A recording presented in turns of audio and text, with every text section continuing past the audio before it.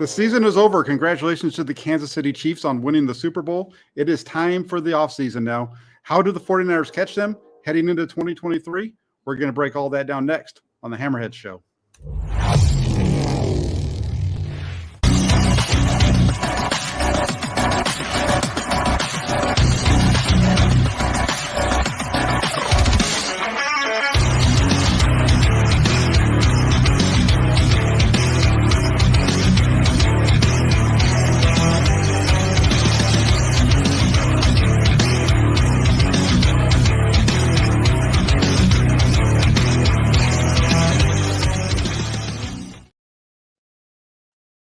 Hey, everybody, it's Jack Hammer of the Santa Rosa Press Democrat, and it is time for the Hammerhead Show. With me, as always, on Monday is my good pal, Rob Shue. Rob, how you doing? You know, I'm doing very well, Jack. I have been enjoying the results of yesterday's game. It made Monday just a little bit easier. I still stand by the opinion that after Super Bowl Sunday, like, why do we not have a national holiday in this country? That day is a big enough frickin' celebration for the U.S. that we should have Monday off. Hey, Monday after the Super Bowl, definitely. I agree with that. That would be a great one. Everybody has a good time on Super Bowl. Imagine the poor suckers on the East Coast. That game got over with last night around 10 o'clock, and they got to go to work today.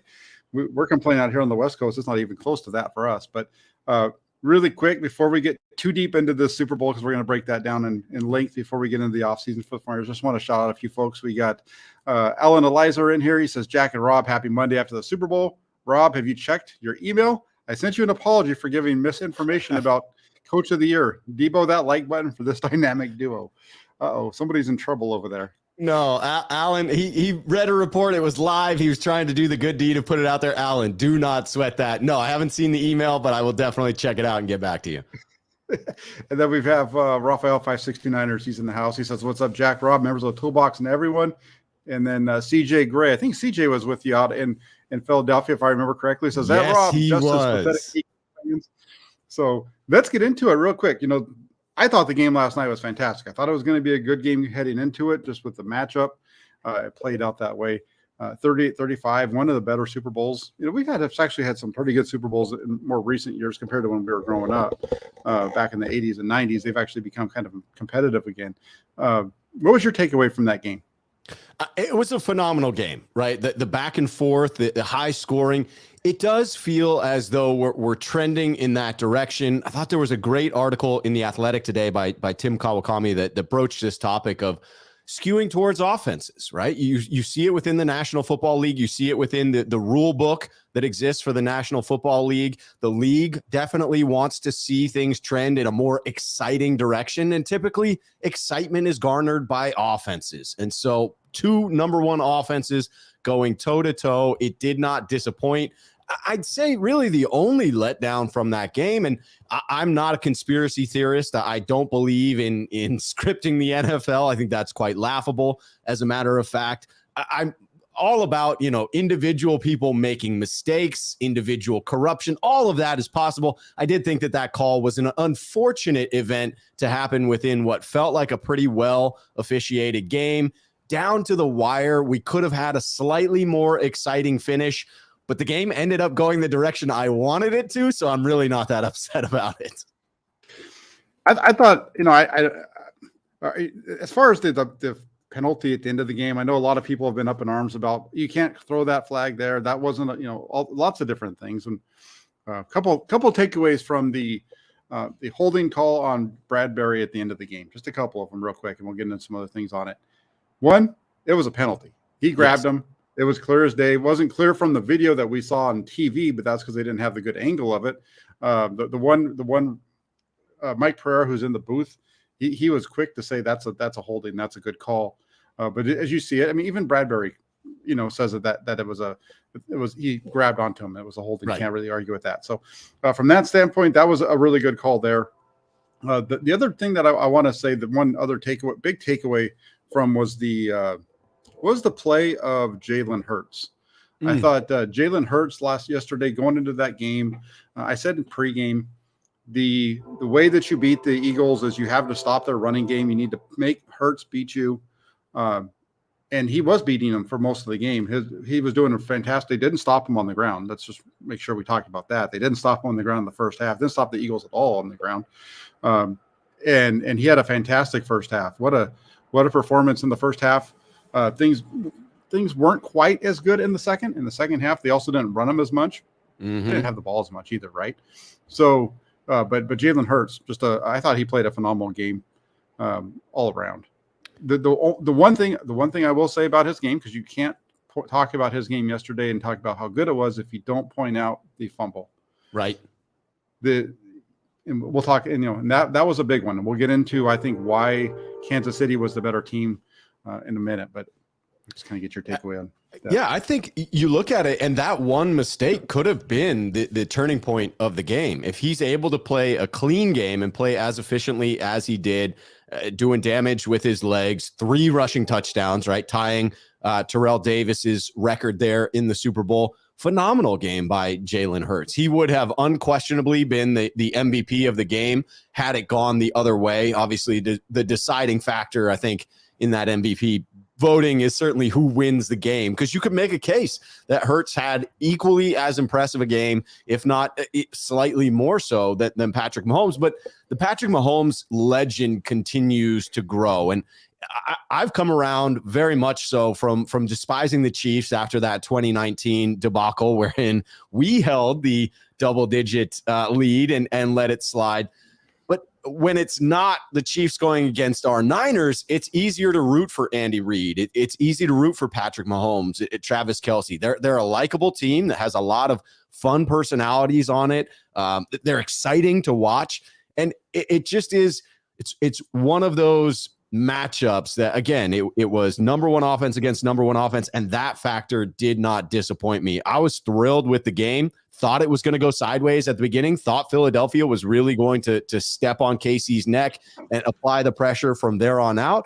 Kansas City came back. Patrick Mahomes with that second half was just unbelievable. And the idea that he got his ankle rolled up on in the first and then produced that second half, just phenomenal. Stuff that's going to be talked about for decades. Yeah, the Patrick Mahomes stuff, that's definitely, I think, stuff that's going to be talked about for decades. So it's 4 years in a row now. Or if in 4 years, the last 4 years, they've been to the Super Bowl 3 times. They've won it twice. His performance yesterday, that's just, again, the stuff that you're looking for a guy that's going to win multiple Super Bowls for you. He's everything that you could do. As I was watching the game, one of the things that I said was, man, this guy is just so frustrating. Not because, if you're watching him and you're playing against him, it's just so frustrating because it looks like you have everything covered. Everything's, and next thing you know, he's just running down the field for 26 yards, or, like earlier in the game where they ran the one where they kind of comes out to the right side. I think it was the second drop back of the game, and he runs for 8 yards. Just, it looks like you have him stopped and he gains 8 yards. Next thing you know, you're in 2nd and 2. Just those little things. And it's just, he just so good yesterday. And what can you say? Right now, what you're seeing with Andy Reid and between Andy Reid and Patrick Mahomes, that's the best 1-2 punch in the NFL right now. That's why they are where they are. It struck me from Kansas City's offense that dominant offensive line play and having that elite quarterback. And obviously you can point to an elite quarterback like Patrick Mahomes and say, yeah, get a quarterback like that and you're going to win. Easier said than done, right? There's one of those guys in the entire nation. But if you can nail down the quarterback position and you have that elite group in front of him, turns out the skill position players still important. Travis Kelce, obviously debatable. You could say he's the first or second best tight end in the league. I would put George Kittle in that conversation, but it should be a debate between those two. Certainly as just a pass catching tight end, I would have no problem labeling Kelce as the best. But outside of that, this time around, the Chiefs were able to do it with less notable names. And it really was Patrick Mahomes as the glue that held it all together, but within Andy Reid's system, just calling the right plays, dialing it in, that offense just looked super smooth throughout. It makes me wonder how the 49ers are going to catch up with that. And I know we'll talk about that later on tonight. Yeah, I just, again, it's just so, you mentioned Travis Kelce, and I'd put George Kittle right there. I think if George Kittle was on the Chiefs, his numbers would be very similar to what Travis Kelce is. I think the I think the biggest thing with George Kittle is he just doesn't get the targets that Travis Kelce gets. I think that's what separates the two the most.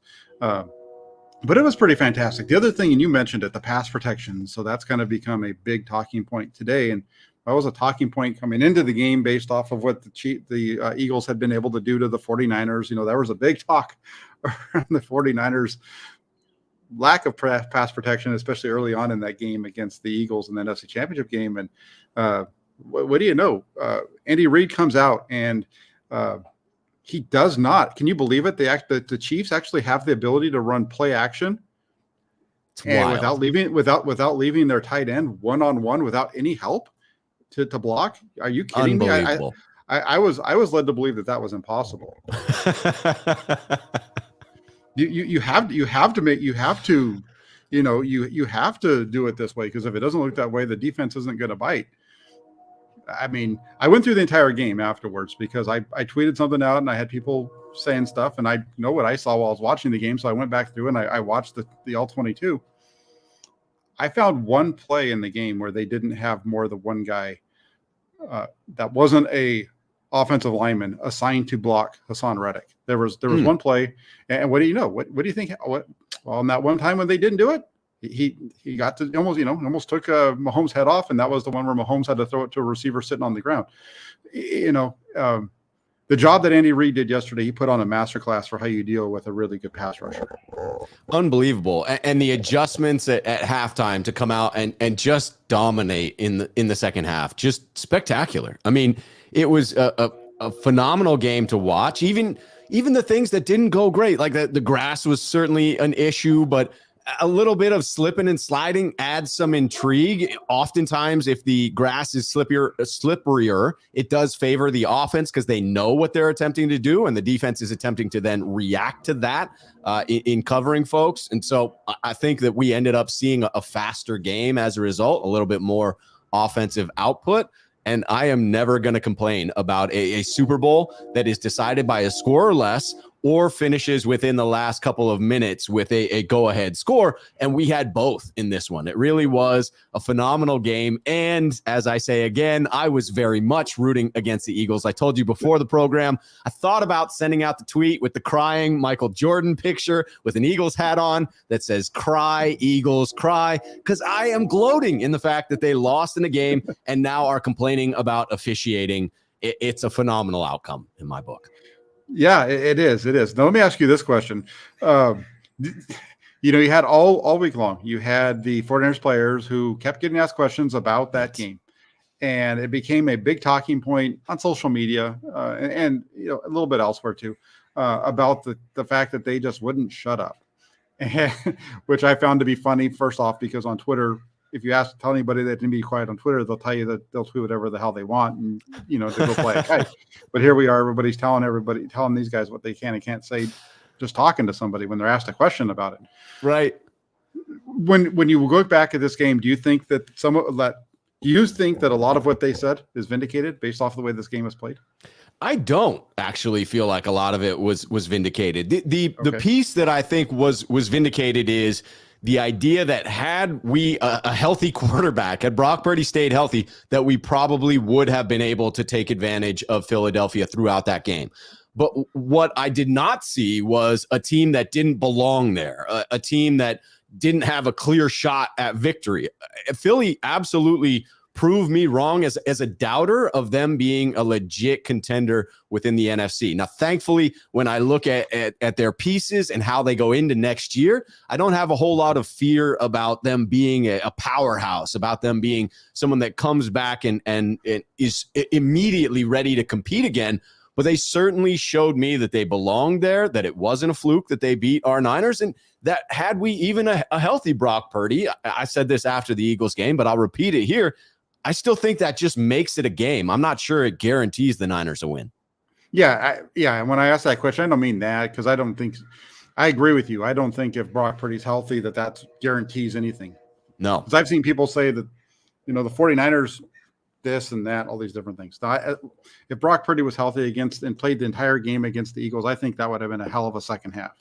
I think that's the one thing that we can say is The second half of that game would have been completely different because I don't think it's 21-7 at halftime. I think it might be 14-7. And who knows? I think even there. So I think some of the stuff that was going on the defensive side of the ball after the 49ers tied it up, for example, was a result of having a feeling like they had to go out and make a play, right? Like they felt like they had to go out and they had to cause a turnover. They had to make something big happen. I think that might have played a little bit of a role, and it may have given it too much credit for that. But the one thing I will say is I think that of the things that were said, I think what Deebo Samuel said about Bradbury, although I don't wouldn't agree with the fact that he's trash, but he called them out for it, and at the end of the game, who's the guy that made the big mistake? I look at this one and it's the 49ers, I think, could have competed with either of these teams. We'll get into that a little bit later too. One thing I'm going to say, and I said I'd circle back to it. This game, the reason that this game turned in the Chiefs' favor, they win this game for two reasons. One, the Jalen Hurts fumble touchdown. Right. That's 7 points. And the punt return all the way down to the 5. That's a 14-point turnaround. Those are the two plays that, when you give up touchdowns on offense and you give up touchdowns, or they don't give up a touchdown, but when you put a team in scoring position on special teams, those are things that cost you games because the punt return is basically like a turnover, right? Yeah. It's not something that's going against your defense. It's not a turnover, but it's kind of like one in that it's not an expected piece of the game. So, as well as Hurts played, his fumble played a major role in this loss, and that's a shame because I felt like the kid played a really good game.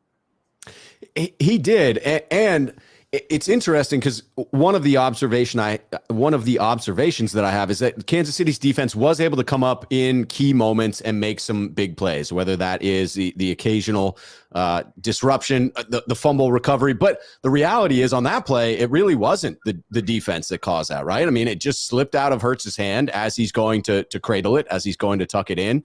And then it is a fortunate scoop and score in that scenario. But it feels more like Kansas City in the punt return doing something. So on one of them, it's the Eagles' mistake. It's just Jalen Hurts, unfortunate circumstance. The ball slips out, positive momentum for the Chiefs to scoop and score. On the other, feels like a good play by the Chiefs, but not one where it's either completely the Eagles' fault or completely Kansas City taking advantage of opportunities either. Just sort of played out in that way. A mistake by Philadelphia and a good play by Kansas City on the other. Yeah, on the punt, the only thing I'll say on that is that one of the writers for the Eagles that I follow mentioned that, well, first off, the punt was low, but he mentioned that it looked like Philadelphia was set up for that punt to go to the left, but it went to the right, so that kind of screwed up their kick coverage a little bit on that, and then once they adjusted, Kansas City was in position to take advantage of it. But that was a great play by Tony as well. I mean, you can't discredit his effort to bounce that thing around. Kind of reminded me of John Taylor a little bit with his ability to get into the pile, make some guys miss, and then streak it down the sidelines like he did. It was a good game. And one of the things that's coming out of this game, and I think you touched on it a little bit earlier, now it's time for the 49ers to catch up to the Chiefs, right? The Chiefs are the team that's done it. Now we talked about that already, 3 out of the last 4 years. How do the 49ers get there? And one of the main, I'll get into mine. What do you think is some of the top things the 49ers need to do if they're going to catch up to the Chiefs and become a Super Bowl champion? I think to me that the biggest way in which you catch up to the Chiefs is the ability to score with them. You've got to be able to win against the Chiefs in a shootout. And for the 49ers, historically, under the Lynch and Shanahan era, it has felt like a priority to invest in the defensive side. Clearly, defensive line is the position group that the 49ers cherish above all else, right there next to quarterback. And they're going to spend a lot of assets to keep that cupboard stocked. Going into this season, we'll talk about where they need to improve and free agents, and that will certainly lead to a discussion about the defensive line. But when I look at what the Niners need to do to keep up with the Chiefs, it feels like investments in the offense need to start taking place on the level that we were investing in the defense. We've now built ourselves a great defense. Obviously, the loss of D'Amico Ryans is a huge hurdle that the 49ers will have to overcome, but I don't think it's the defense that we need to focus on in order to keep up with the Chiefs. It is about having a stout offensive line that can pass protect first and foremost, and keeping a quarterback or multiple quarterbacks healthy. That's the tricky part for me, is going back and forth on, is it bad luck for the 49ers in having so many quarterback injuries? It's a series of bad luck, a series of instances of bad luck playing out for the 49ers, or is there some type of a trend there that has to be looked into? But certainly offensive line, making sure that you have a quarterback healthy throughout, that feels like the beginning of the recipe, because when we were averaging whatever it was towards the end of the season, 32, 33 points a game, that was keeping up with, if not better than, the Chiefs at that point. So if we can just simply invest in the offensive line to restock that cupboard, whether we're going to see a change at right tackle or not, we can get into. But then a few more pieces. And that's weird to say, because you're looking at an offense where you just spent multiple draft picks to bring in Christian McCaffrey, and you've got Deebo Samuel, you've got George Kittle, you've got Brandon Ayuk. It is a phenomenally talented offense, and yet it feels like we need more on that side of the ball. Yeah, and I disagree with it. I go in the other direction because you go back to the game that they played earlier this season, for example. The difference in that game was the 49ers' inability to stop them. They couldn't get a stop. Their offense moved the ball up and down the field. The 49ers' offense did for most of the first half, other than the stupid throw by Jimmy Garoppolo, right? Which kind of comes into what Ian says here. Ian Sharp says consistent quarterback play. That's the biggest thing that the 49ers need to do to catch the Chiefs. And I tend to agree with him. I think that's what it is. They needed to have better play at the quarterback position, because you go back to the game that they played together. The difference was that one quarterback couldn't be stopped, and the other quarterback could. He stopped himself, really. And then after that interception, right down the field again they go, and they're down by 2 scores and never able to close it within 5, right? Until it gets double two, becomes a 2 touchdown game, and so on and so forth. So I really think it's the offensive, the defensive side that they need to improve on. I think the offensive line has been one. You mentioned that, and I think offensive line's been talked about a lot since last night. And I just don't see the offensive line being the problem. I see the problem with the 49ers. You go back, their offensive line did not cost the 49ers a game this season.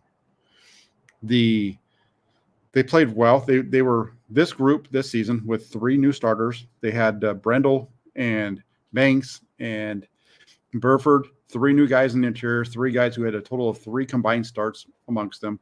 Their offensive line this season gave up the lowest pass percentage of sacks, in the Shanahan time here in San Francisco. I think this group was the best that they've had over the course of the entire season. And the only thing is it's pass protection, but it's not the pass protection that everybody thinks. The reason that they didn't have their quarterback was because of the tight end issue, right? And I think they need to get better in their pass protection schemes. Now, kind of joked about in the beginning, you have all these people who have been telling us for the last 2 weeks that you have to make your run game, your play action has to look like run. It has to look like run. Right. We have to sell out on that. And then you turn on the game last night and you see a team showing run. And at the same time, you have, people who are saying, well, they're not showing the run. They're showing the run with the back, and they are dropping their guys. And guess what? Their quarterback didn't get hit. I mean, he got hit, but he didn't get hurt. And the other thing, when you go through Andy Reid's tenure in Kansas City, I haven't gotten to the Philadelphia piece yet, but he's been in Andy Reid has been in Kansas City for 10 years. This was the end of his 10th year. In 10 seasons in Kansas City, with Andy Reid, the Chiefs' starting quarterbacks have missed a total of 4 games due to injury. That's Alex Smith for 5 years, and then the rest with Patrick Mahomes for his 5 years as a starter. That's wild. 4 games. And I am somebody who, I'm not going to say that you fire Kyle Shanahan. I think Kyle Shanahan's an excellent head coach. But that's an area that the 49ers can improve on. I don't think this offensive line is nearly the problem that people thought it was. Their problem is some scheme stuff that they do that needs to be improved. And maybe he needs to go knock on Andy Reid's door and pay attention to some of that film. I mean, that makes sense to me. And when I look at this team needing to get to where Kansas City is, it is a tier 1B team needing to get to tier 1A, right? It's just that miraculous play of Patrick Mahomes elevates the entire Chiefs team. San Francisco, wildly talented roster. And let me be clear, if they played the Chiefs in the Super Bowl this year, I think we have every chance to beat them. I just am not certain that we come out on top. It would be a close one, much like it was with the Eagles. And when you have a guy like Patrick Mahomes paired with a coach like Andy Reid, you just get a lot of those special moments wherein they have miraculous comebacks because all the other players have faith in the ability of Patrick Mahomes and Andy Reid. So there's complete commitment throughout that. And my sense of Kyle Shanahan in those moments, in those tight games, is that he's very tense, and that tense nature tends to translate to the rest of the team. And you don't get the same assuredness of, hey, we're going to go out and win this one. And it becomes a need to flip that script a little bit. And consistent quarterback play, a leader on the field allows you to do that, because then the players in the huddle can look to that individual as opposed to looking to Kyle Shanahan in those moments. Hey, could you imagine Kyle Shanahan calling the ring around the rosy break in the huddle that the Chiefs did last night, where they're spinning around in the huddle and then they come out and they run a play? You saw that, right? I did. No, I could not imagine that. Could you? I mean, and not only that, but he did it in the fourth quarter of the Super Bowl. I think it was a 28-21 game, at 28-27 game at that point. I think it was. I mean, the cojones to call that and do that in that moment. That's one of the things that's kind of cool about the Andy Reid thing, is that, when he did that against the Raiders in week 18, everybody's like, oh, look at that. He's trying to rub it into the Raiders' faces and all kinds of stuff like that. Well, then here he is in the Super Bowl with a game on the line, and he's got his guys spinning around in circles. The throw ended up going out of bounds because of bad protection up front. But just the play call itself, just pulling that out of your bag at that moment, that was pretty fantastic stuff. He has no fear, absolutely no fear. No, there's no fear. And plus, you got the best quarterback in there. And right. The other thing too was I thought that the Chiefs would have a little bit more success against the Eagles in terms of their pass rush. And I think, when you look at these teams, the 49ers compared to these two teams in the NFC Championship game, I felt like the 49ers did a much better job of handling Jalen Hurts in terms of the pass rush. I thought they did a very good job of forcing him to move around, and they put pressure a lot more. I thought felt like they put more pressure on him than the Chiefs did last night. I thought that's why I think for the 49ers, their defense was right there to be in this game. And I think if that defense it would have been a lot of fun to see how the 49ers defense handled the Chiefs a second time around with everybody healthy. Absolutely. It would have been a phenomenal game, just like the one last night was. And that's what makes you so sad about the NFC Championship game, is that should have been a toe-to-toe heavyweight bout that then led to a phenomenal Super Bowl instead of the fluke game that was, because of the unfortunate set of circumstances that played out. Yeah. We keep talking about that damn NFC Championship game. We're going to be talking about that thing, I think, for the next 6 months until we get at least until we get to the start of OTAs. Once OTAs and we get to the draft, maybe we'll be able to actually put that behind us. But probably not. Probably not. So like I said, now the Super Bowl's passed. We have basically exactly a month almost between now and the start of free agency. Free agency is going to kick off on March 15th. Today's the 13th. So a month, and if it wasn't for April having, or what month are we in? February. If it wasn't for February having 3 less days than most of the other months, or at least 2 of them, we'd be only a month away from the start of the free agent period. So when you start to look at this, how do the 49ers improve this team? We kind of went through a little bit of it, but when I ask you this question, we're talking about who stays, who goes. Like, for example, you've been talking about the offensive line that need to improve the offensive line. They have 2 guys that are going to be unrestricted free agents: Jake Brendel at center and Mike McGlinchey at right tackle. How do you think they move forward there? I mean, ideally, in my mind, you're attempting to bring back both of those guys, because you do look at how this offensive line performed this year, it being the best unit underneath Shanahan and Lynch. I just do question whether or not the 49ers will be willing to spend the amount that Mike McGlinchey probably dictates out there on the open market. I can't imagine that they are actually going to pay him what some other team will come to the table with. My guess is that the 49ers cap out somewhere south of $15 million, and that McGlinchey probably does earn himself north of $15 million, and good for him if he does. So offensive line, for sure, the ability to restock or at least replace those that head out. And quite honestly, I don't know that we have anyone on the roster that's going to step in and perform at the level the 49ers want on an exterior offensive lineman in replace of Mike McGlinchey. Mike McGlinchey gets a ton of grief from 49ers fans, and there are the occasional videos that make their way out that back up those assertions. I think those videos get blown out of proportion because they do look bad, but they are fewer and further between than people want to believe. So if it's possible, I'm absolutely talking with Mike McGlinchey. I'm negotiating with his agents. I'm attempting to get that hometown discount that he and his agents say doesn't exist. But I think the reality is you probably are going to need to fill that hole, and you're not going to be able to do it through the draft with first picks coming in the third round. So you're probably looking at a lesser free agent that the 49ers pick up to fill that hole along the right tackle spot. Yeah, I agree with you on the McGlinchey thing. I do think that should be a priority for them. I do think that bringing Mike McGlinchey back is what gives them the best offensive line moving forward. Just because I think his level of play is better than now. Is it going to work out at that dollar sign? I would lean more towards saying no, because that's a lot of money that I don't know if they're going to go to 15.5 million, 16 million for him.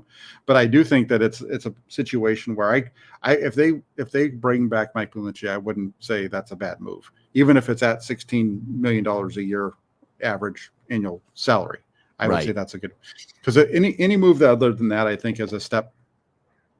It's not an improvement. Let's just put it that way. I think you're looking at maybe a step down, maybe the same. They might be able to, let's say they stay in the team and they don't go out and they get somebody else, and that becomes Colton McKivitz. I think you get a guy who is a little bit better in some areas and worse in other areas, so the play might be roughly the same. But when we talk about all the need for the Friars to improve, remember that the discussion is about improving that offensive line. So I don't think the offensive line improves with Mike McGlinchey being moved off. That's my feeling of it. So I would keep him. I would actually like to see them keep Jake Brendel as well. Yeah, I mentioned it already. Brendel was the only guy in that middle of that offensive line that had any NFL experience. With what the 49ers like to do in terms of having the movement ability of their offensive linemen. Again, I don't know if there's anybody that's in free agency that gives them that, because he is a very good mover. I know that, like, for example, everybody that's watching the show, I think, probably knows who Jason Poe is. And Jason Poe is a guy who was a big deal last year during draft season because of his ability, his athleticism. Right. And you look at Jason Poe's numbers from the combine, and you look at what Jake Brendel did in his combine, and the numbers are very similar. And so, he's a very athletic center. He's not going to move people around necessarily, but he's pretty athletic, which helps them in their pass protection, and his ability to get that young group where they're supposed to go. I really like him. So I think the question there is, what do they have in Nick Zackel, and do they go out and get another guy in the draft? I don't know if there's a free agent that they would be able to bring in that's going to improve that position either. Yeah, if possible, I'm attempting to bring back both of those guys. I'm absolutely looking to bring back Jake Brendel, and certainly making an offer that hopefully brings back Mike McGlinchey as well. To me, I also believe that on the other side of the ball, that the trenches are very important to me, Jack. The trenches are where it is made and lost, and we only have 4 of those typical 10 spots filled right now for next year. We've got Bosa, Armstead, Kinlaw, and Drake Jackson under contract. To me, the defensive tackle and defensive end spots are extremely important. Clearly, you and I talked about this on the last program, but Kalia Davis, the 6th-round draft pick who was rehabbing that ACL, probably adds a contribution. We have Alex Barrett is on a future deal. And so a few of those names, but man, there are guys that I'd want to bring back, guys that I would want to explore. I do believe that the defensive end spot opposite of Nick Bosa is going to end up benefiting us in the playoffs. Because when we get to these big moments, I do feel as if opposing teams are able to effectively limit Nick Bosa. It hamstrings them to do so. They have to gear their entire offensive game plan around that. And yet they have been able to escape those game-changing plays that we're able to make in the regular season. We haven't had the same success in the postseason. I do believe having someone opposite of Bosa makes it so much more difficult for defenses to limit us there. Offenses to limit us there. No, you're right. You're cool. And I'm right there with you. This one we agree on, Rob. We are in lockstep on this one. That defensive line is, I think, the one area where we look at the off. I think if you look at the players along the line, I'm okay with the offensive line. The defensive line is what needs to improve. That was a good defensive line last year. Start off hot. I thought they cooled off as the season went along. They just didn't have another guy outside of Nick Bosa that could be consistent to help them get to the quarterback. They didn't get, Eric Armstead missed a lot of time in the first half, and he played really well when he came back, but it wasn't until the playoffs that he got to a quarterback. He didn't sack anybody during the regular season. I think he had one, maybe two in the playoffs, but they just didn't get anything out of the other guys, and they really need to get somebody opposite. They need to get a new version of D Ford. Right. That's what they need, because that's when they're at their best, is when they've got that guy coming off the edge. If they had D Ford 2019, first half of 2019 on their team this year, this is a totally different. This defense is even better than what we saw, because they're really able, because that's what they want to do. They want to get after the quarterback. They want to take him down, and they do a very good job of getting around the quarterback and putting pressure on him, making him move his feet and those types of things. They don't do a very good job of just swallowing up and taking him down. I think that's where they need to improve. Is that a fluke in your mind, where you have a guy like Charles Omenihu, whose pressure rates are phenomenal, but wasn't able to turn that into sacks this season? Is that a guy that if you're looking at, trying to bring someone back, he's obviously got some legal trouble that you could sort of take out of the equation. If he's convicted of something, if details come out, I think the 49ers are probably passing on that type of a situation anyway. But if it does not turn into a bigger story, is that someone that you look at and say, man, the pressures were there, he just didn't get home? You keep that up enough, the law of averages will dictate that the sacks happen. Yeah, because you need to have that. I think the reason that we're seeing those numbers not get there is you don't have the edge rusher opposite on the opposite side. And you need to have more than one guy that's putting pressure, because that's where the sacks come from. So if you're getting good, like the sacks for Eric Armstead are usually just from him working, and they're kind of quick, but they're getting pressure around off the side. So all the sacks come from everybody working together. It's usually not just one guy beating the other guy. There's usually, because if that's the case, if one guy's always whipping around the end, the quarterback can usually move, right? They just need that. They need the group to be a little bit better. They need, and I agree with you. I think that Omenihu and Jordan Willis, who are both free agents, are guys that the 49ers, if they could bring them back, those would be very good, especially, and really both of them, especially Omenihu, because Omenihu can play inside and outside really well.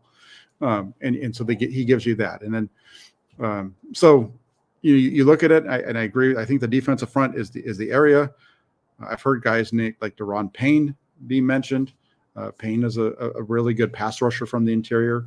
That would definitely help. You get Eric Armstead and Deron Payne in that middle. I think, Kevin Givens is going to be back. He gives you a nice secondary piece. And somebody mentioned over here earlier, they mentioned Kalia Davis. Well, Kalia Davis is going to be on the team next year. We don't know exactly what he is yet, but he's going to be fighting for a roster spot. He was a draft pick this last year. They have guys over there. They just don't have. They need to fill it up a little bit, but they need to get that. They need to get that outside. They need to get that one guy from the other end to get to the quarterback. And unfortunately, you look at their cap situation. They're going to pay a boatload of money to Bosa. You look at the fact that they don't have a guy in the top of the draft, and I think it's going to be a little challenging to find that player. in Yeah. this offseason. You got to hope that Drake Jackson takes a leap forward, right? That would be huge if you did. I'm with you on the guys that are free agents that I would target as well. I think Kevin Givens is a restricted free agent, so he should be fairly easy to bring back. Is that one true? And then Charles Omenihu, I'm going after. I would like to bring back Hassan Ridgeway. I thought before the torn muscle that he had, that he was having a hell of a season there in the center. Jordan Willis. Yeah, I'm certainly attempting to bring back the band for the most part. I'm not sure that I'm going after Kerry Hyder or who else do we have on Maurice Hurst, unless it's, end of the roster signings, much like they were this past season. Yeah, those guys are kind of more towards the end. But KW 2421, you mentioned it too. Drake Jackson, he needs to be the guy that steps up. They used their first pick in the draft last year on him. He needs to be the guy that gets there. He had a decent start to the season. He wasn't winning on his own a lot. Most of what he was doing in terms of getting his sacks were mostly coming off stunts where he was twisting back up underneath, and they were playing games. So it wasn't like he was just getting around the corner. But Drake Jackson's a guy who, if he can be completely healthy, which he was, and be strong throughout the year. That's where his issue was. Kyle Shanahan noted it at the end of the year. It was a strength issue. It just, as the season wore on, he just broke down a little bit in terms of the strength area. So a full season now in the NFL weight room. He's been there now. If he can do it this offseason, working with the trainers, if he can come back, and maybe he's the guy, because the athleticism is there. He's extremely quick off the ball. He has great bend. But does he have the moves? Does he have the speed to get around the edge consistently in the NFL? And that's, we see that from Nick Bosa. Bosa is also the best defensive player in the NFL. So it's hard to, that's not fair really to compare him. But that's what they need to have, a guy that's a step down from that over on their side. They just do. Yeah. I'm looking at this list of free agents here, Jack. It's pretty crazy, the number. I mean, I think we're in another season where the Niners are going in right now with right now, I think 34 players under contract. They're about 10 million below the cap, somewhere in that range. And so they've got a lot of slots to fill. And when I look at the free agents, man, there's some names on there that I'll be interested to know whether you think the Niners are going to try and bring them back or not. Fire him at me. Let's do it. Let's go. This one feels like he said his goodbyes, but he's the most tenured player on the defense. And I want to know, are the Niners going to show any respect to Jimmy Ward? Should they bring back Jimmy Ward? I really like what Jimmy Ward can do. I think we've seen kind of the best of Jimmy Ward, really, though. Yeah.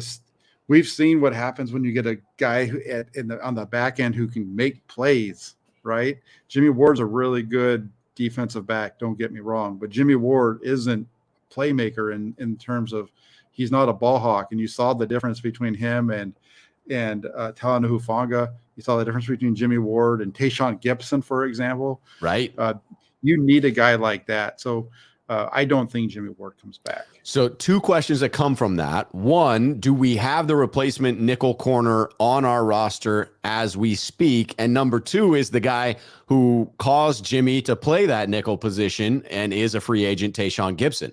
So do we have the replacement for Jimmy, and do we sign Tayshaun Gibson for another season?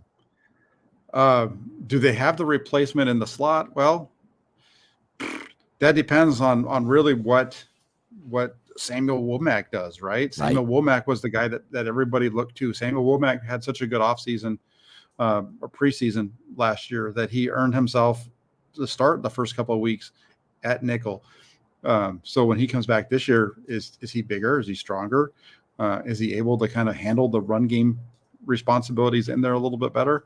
I think he's the first guy that you would look to there. And it also depends on what happens on the outside with Emmanuel Mosley. If Emmanuel Mosley comes back, then that changes this discussion around a little bit. But as far as what's on the roster, it would be Samuel Womack would be the first guy, I think. As far as safety with Tayshaun Gibson, he said he's going to give himself some time to think about it before he decides on coming back. And I hope that he comes back, because I thought he had a tremendous year. I think he'd be a good asset for the Flyers to come back again and run it back again with him back there. Because if not, you're looking at spending a lot of money. Yeah. right, to bring in a free agent. Now, speaking of the other corner, Emmanuel Mosley, obviously a horrific injury in a contract year. Feel horrible for him because it was his chance. He was on his way to earning himself a bag of money. And then the injury, that plays into the 49ers' favor. Do you see this as a situation where, yes, it plays into the Niners' favor, they are likely to re-sign him, or he's been through a series of injuries here and maybe he's looking for a fresh start? Do you get any sense as to whether E-Man is back with the Niners next year? See, the Mosley thing I think is going to be interesting because I don't see this being. I know where you're going with that question, and it's kind of like thinking along because I've been there too. You're kind of thinking along the lines of like what we saw with the other guy with the other cornerback whose name is Jason Verrett. That's kind of I think what you're thinking there is Verrett went down, and that's why nobody wanted to give him the big money, and so he didn't have any other options. That's why he came back here. I look at that a little bit differently with Mosley because Mosley's younger. He has an injury history, but it's not as bad as what Jason Verrett's was. Right. Verrett never stayed healthy in his career beyond. No. I mean, he only had 2 seasons where he played more than just a couple of games. Mosley's been around since 2019. He has an injury history too. He's been banged up. He's been a little bit better in terms of the amount of games played than Verrett, but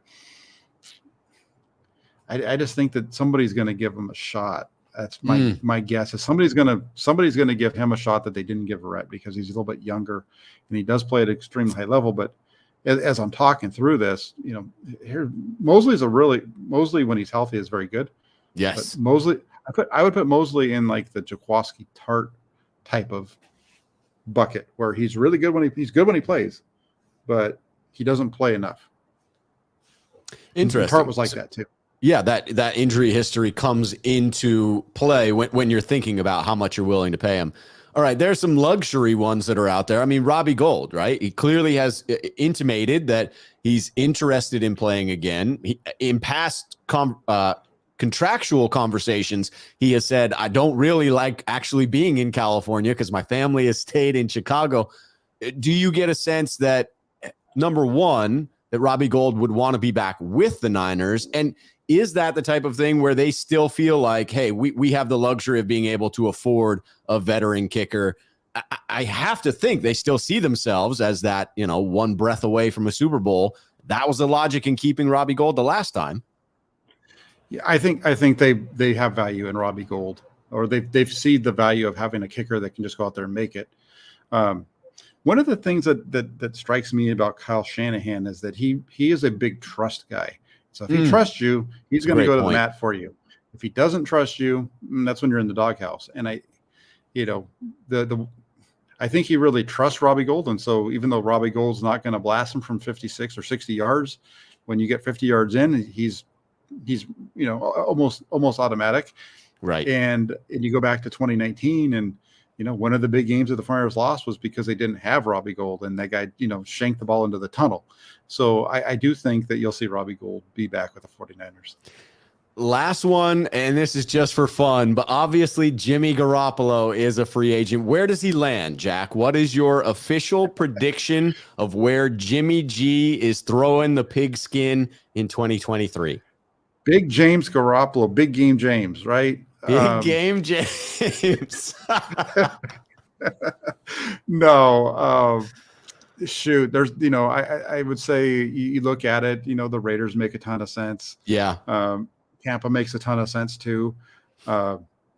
Even Houston, really. I mean, because of the coaching staff down there, he makes sense down there to get them on the right track. If they want to win games, they can be right there in the thick of the fight for the AFC South, right? If they just get a quarterback, I think, because Tennessee is, they're hamstrung at the quarterback position now. Indianapolis, they're going to be rebuilding. So Jimmy Garoppolo in Houston, I think moves them right there where they're fighting with Jacksonville for that final spot in the AFC South, or win the AFC South and get that spot in the playoffs.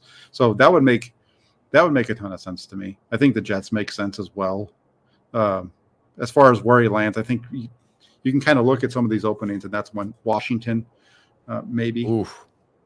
Those five make a ton of sense. The one with Houston is interesting because for D'Amico, it's a strategic decision. It's like, hey, do we go the Shanahan route where you don't bring in a qualifying quarterback, and therefore all the pundits, all the fans say, this is a rebuilding year. It's going to be tough. We got a new coaching staff, and you get the benefit of one more high draft pick. Or you say we could bring in a guy like Jimmy Garoppolo, win games right now, potentially find ourselves in the playoffs. But now we've set the expectation that we are a winning team and therefore can't take steps back in this rebuild process. That's a fascinating one to watch unfold. For D'Amico's longevity, I hope he goes the route of building the team much like the Niners did. I mean, not passing on Patrick Mahomes like the 49ers did in that first draft, but similar in building the defense first. Yeah, for Jimmy Garoppolo, really quick, I think Washington is the perfect landing spot. As like we talked through this, and I've kind of thought about this before.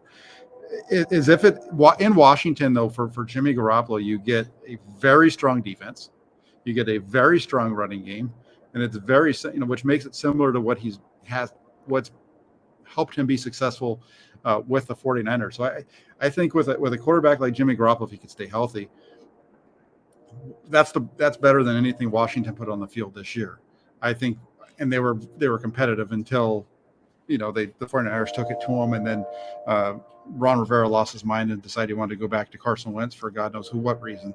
So I think Garoppolo to Washington. For Jimmy Garoppolo, if he wants to go to a winner, which he said all throughout last offseason, if he wants to go to a winning opportunity, I think his best opportunity is going to be in Washington. I think Washington is poised to really compete with Dallas.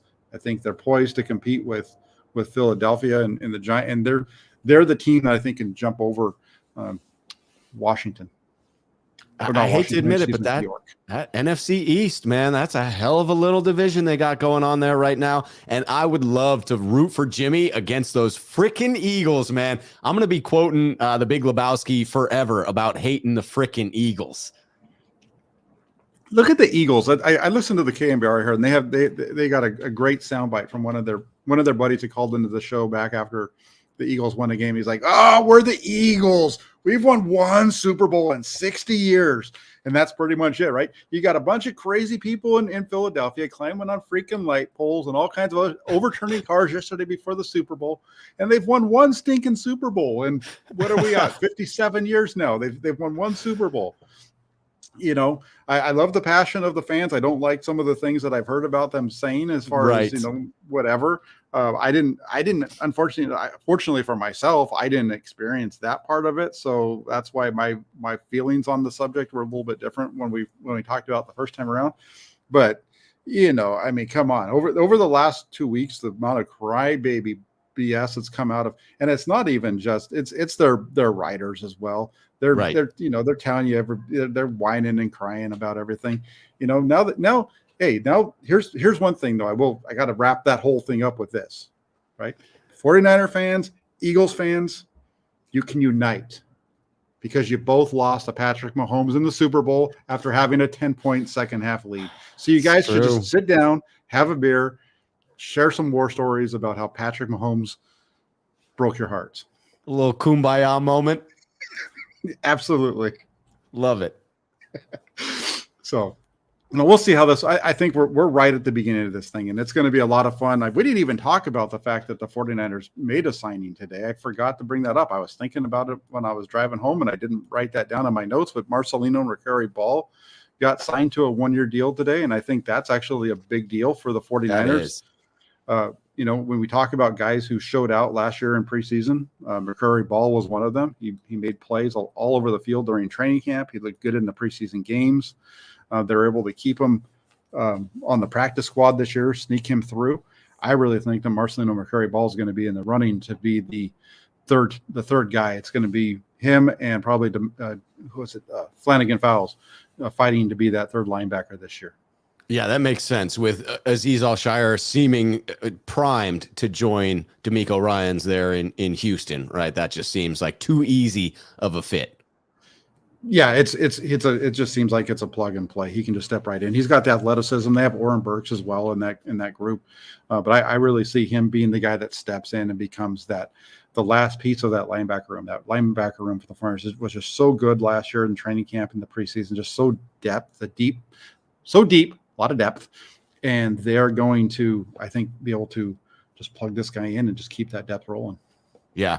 Well, I will say, I see CJ Gray there in the comments. I think with the kumbaya moment that happens next year, Niners fans, Eagles fans holding hands before the game, I think you can count CJ and I out on that one. I think CJ and I are going to hold on to this resentment against Eagles fans for just a little bit longer, maybe a decade or so.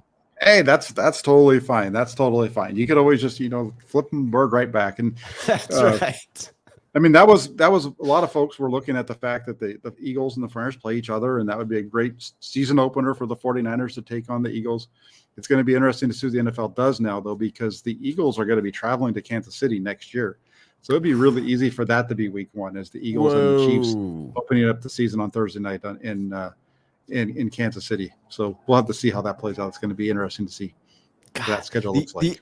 The NFL gets us, Jack. We just finished the Super Bowl, and we're like, man, I can't wait for 2023. Can't wait for that next year's matchup. They just have us hooked. They do. The NFL is like it's like a drug. We just can't get enough of it. And I tell you, if the NFL was smart and they put their money behind a secondary league where they had the San Jose 40, like a team in San Jose, and they wore 49ers colors. Like the uniforms were all the same, and they did it in Dallas and like all these little cities, and they put on an 8-week off-season thing instead of it being the USFL or these other leagues that are out there.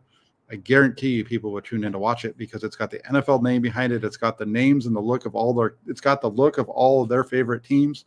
Trust me, people would watch it if it had the NFL branding behind it with the colors and with the laundry behind it. I think so too, man. It's only a matter of time before they figure it out. Hopefully. I mean, they've been doing the secondary league in for what, 40 years almost now, since 83 when USFL. I mean, it goes back to the 70s too with the WFL. That was before our time. Their theory might just be, hey, let's let all these people come in and waste their money, let all of them fail, and then we'll come in and rake it all in. Hey, if they were smart, they can make some big money on TV too. So we'll see how it works out. That's it as far as the topics for today. But Rob, what have you got coming up? You got anything on the docket? Yes, I will. Wednesday night we'll have the Between Two Beards going on. Definitely trying to get an off-season schedule coming in. Tune in to the channel and on Twitter at The Left Shoe, and you will see notifications of live streams as they occur. It'll be a lighter lineup throughout the off season, but they will be regular. Yeah, so make sure you are getting over to Rob's channel. It's in the description for the show here down below. It's pretty easy to find. Just type in Rob Shue here on YouTube in the search bar, and his mug pops right up, and you know it's him, and so you're able to subscribe there. So make sure you get over there and subscribe. And before you leave here, do the same thing. Hit the like button. That's the biggest thing, is the like button. That's the main thing. The subscription is nice as well, because that helps. When you hit that subscribe button, make sure you hit the bell notification so that you know when we're going live.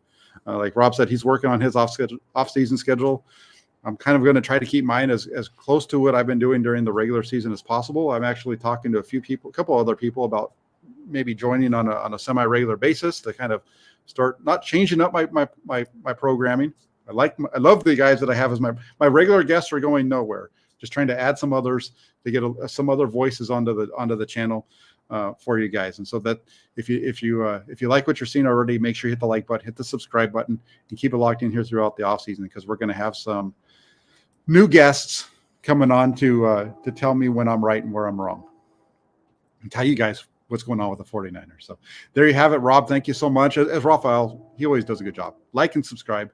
Hit that button. Rob, thank you so much for joining me tonight. Thank you for having me, Jack. All right. You have a good night, everybody else. Thank you for tuning in. Have a great rest of your day, great rest of your evening, and we'll talk to you soon. Take care, everybody.